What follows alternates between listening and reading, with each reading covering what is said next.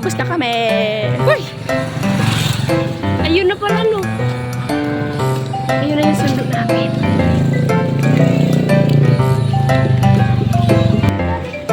Yan na yung... Anong? Uy! Grabe ka! Nagbagot mo. Hunya po.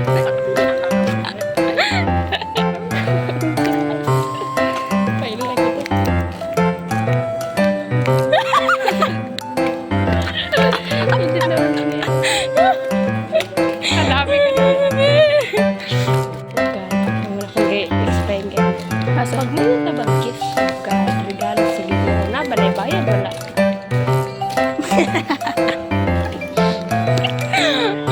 Why? Ay, relasyon sa Diyos. Pag mo yung kitag relasyon, dako ka nagkalainan sa kaila. Huwag kitag kaila, para sa higala na pag magkita, magkidat-kidhat, ang mga mata. Mga mata. Huwag kitag na relasyon, para siya sa maguyab, magdikit, nga, close kaayo. Pero kini siya na relasyon sa atong Ginoo. Yeah, amen.